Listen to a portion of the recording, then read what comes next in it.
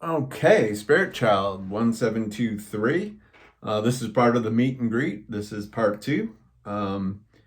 So what I was talking about in the first video was, how I found my way to spirituality and how it's changed and, who I was exposed to that kind of just showed up on my path and encouraged me to learn this. I needed it for my 12-step recovery, as well as to grow and learn and change.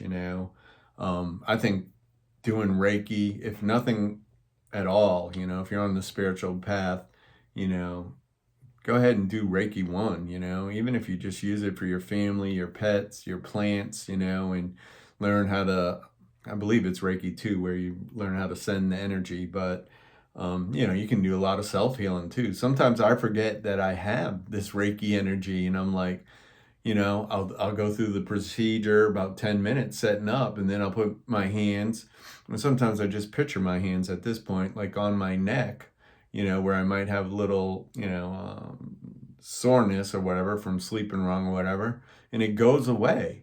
And the funny thing about it is, like, I forget that I'm carrying that with me. Now, if you had pain or something and asked me, I'd be, well, if you're open to it, I'll put my hands on there for a while. Let's see if we can relieve that pain. But I forget that I have it there for myself. Um, so, anyways, that was part of my path early on in spirituality, and also, like, I guess as I went down the path further, a lot of concepts that the teachers I had tried to get in my head is that we're all intertwined, right? It's like this big web, and you're just one spider traveling on this humongous web, right? And when you bounce over here, it goes throughout, it vibrates throughout that web. So, that was kind of one of my first exposures to like karma and, kind of like being mindful of how I treat others as well as myself. Because coming out of, 22 and a half years of active, on and off active addiction, I didn't feel great about myself. I didn't talk to myself properly. I definitely didn't do any self-care.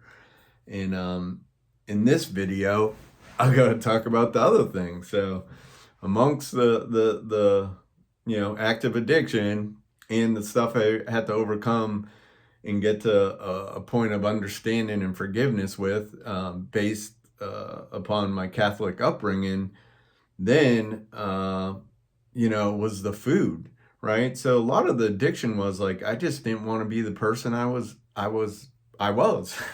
right? I didn't accept who I was. I didn't feel comfortable in my skin. The best term I ever came across that I liked was I felt like a fish in a tree, whatever that means, but it just seems right. I didn't feel like I fit in anywhere, including my own family, from the get-go. And that's okay. I know that's one of the signs of being a light worker or what do they call them? Earth angel or something like that, right? Star seed. But along, what goes back even earlier than the drug use, which was started at about 12. And I thought I found heaven when I found that 12 or 13, it would just show up my mind and I was all right. And I feel accepted, especially if I was carrying and I could share with somebody. But what started before that was really eating, you know what I mean? Emotional eating. And, in recovery, which I'm at 23 years. And if I don't do anything stupid in March 18th, I'll have 24 years, like I've stayed in a position to allow, the miracle God gave me to take place and kind of develop, right? And I stayed put and I did the legwork. But digging into some of this, right? When I was in Maryland, probably, I want to say between 5 and 8 years of recovery, this lady at my home group, which she's a sweetheart, and she helped me. And then, she turned me over, told me I should be getting a man sponsor and everything. And she said, "You're eating to your feelings." And at the time I said, "F you," right? Um, I didn't want to hear it. I didn't believe it. But the longer my recovery went on, so let's just say years 7 to 12, let's say for 5 years, I put on 12 or 15 pounds. So that was like 75 pounds. I was already carrying extra weight. I wasn't at a normal adult weight. So, I started looking into, surgery. I tried a whole mess of different things, and I tried a couple of things where I lost maybe 65 or 75. But when I got off the program and tried to return to normal eating, I'd rebound back. Like, say I lost 50 and had it off as long as I was doing the program, right? When I got off of it, I'd rebound with 20 and I'd have 30, only 30 off, and I would give up, you know? Um, and that went on a few times. And I got to a point where I started to research the surgery, you know what I mean? I guess that would have been, 12 years ago, something like that, right? And I was chicken shit. I'd go to the orientation, I'd find out if my insurance covered it, et cetera, et cetera. And then I would be like, I'm scared of that, you know what I mean? But really, really, at that point, I was living my life between like 340 to 370 pounds. And I was on, started to be on all kinds of medicine, right? Uh, not pre-diabetes, but I don't know, border, light, high blood pressure, border, I don't know what they call it. When they put you on the medicine because they don't want to see it develop. So blood pressure, triglycerides, cholesterol, all that stuff messed up. My body chemistry totally messed up. So I'm on medicine, and again, like I said, typically gaining at least 12 pounds every year, which, my mind was locked in denial so bad that, 10 years goes by, that's 120 or 150 pounds.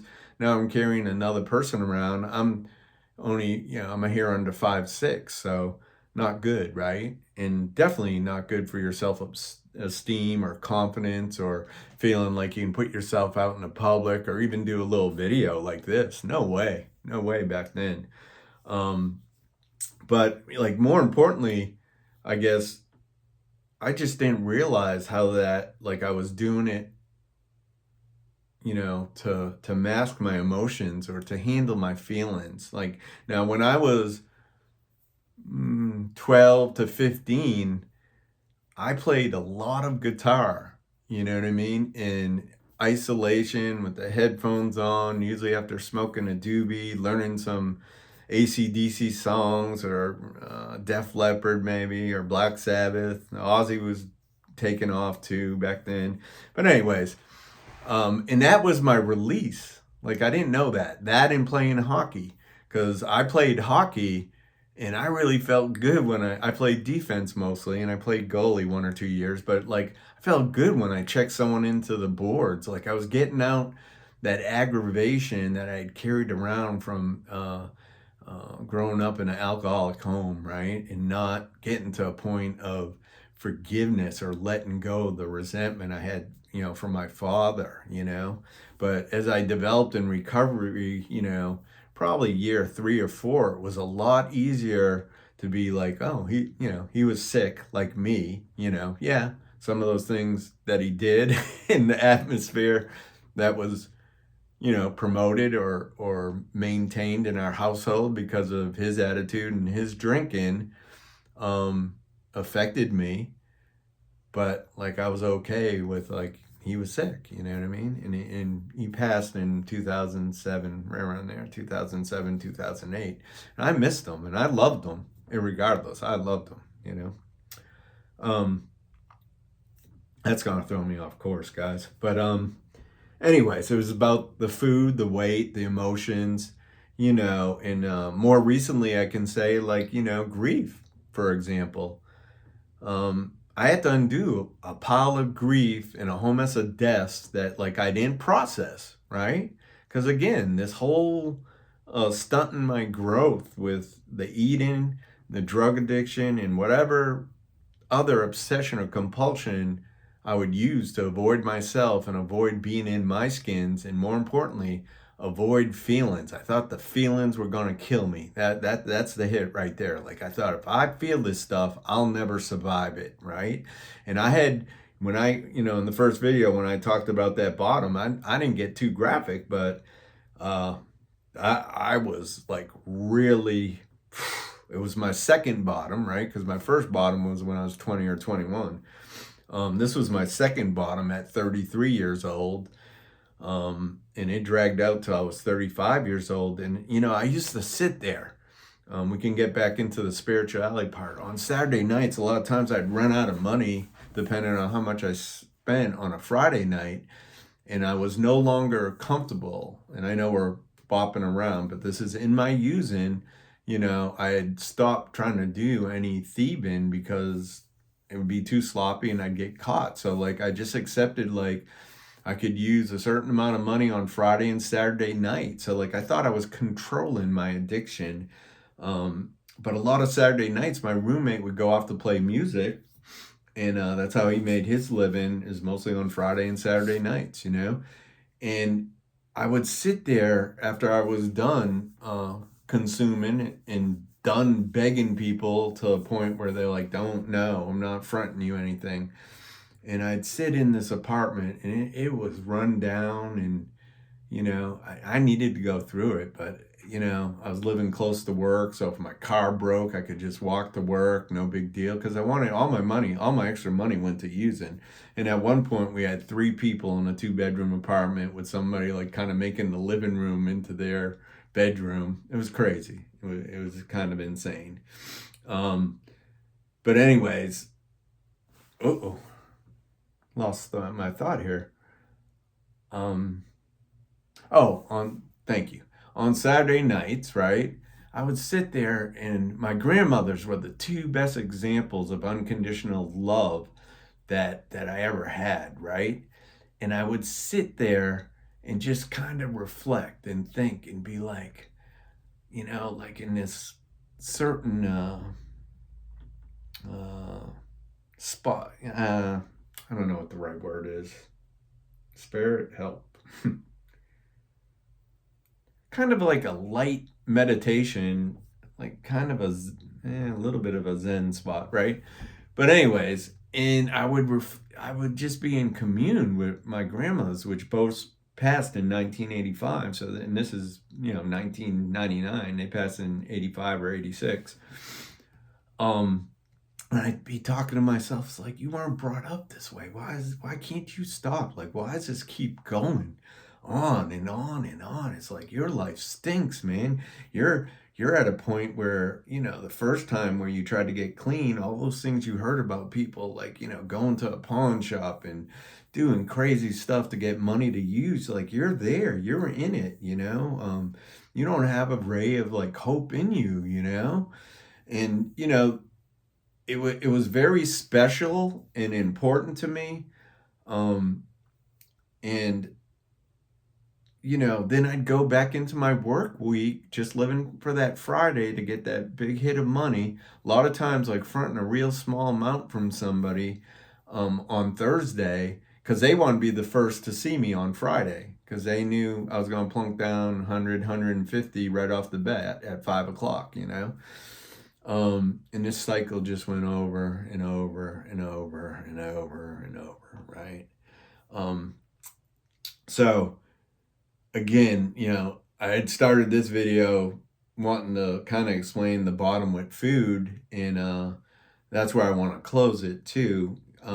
So, I'm in recovery, let's say, I forget now, say, 15, 18 years clean, and I still don't feel that great about myself, because of my weight. I still don't feel good asking people out because of my weight, Again, I think it was in the first video, I was explaining like, when I came into recovery, I felt like a fish in a tree, I just felt totally out of place, didn't have a clue of who I really was. I had to do a lot of digging and clearing and removing all the false ideas of who I was.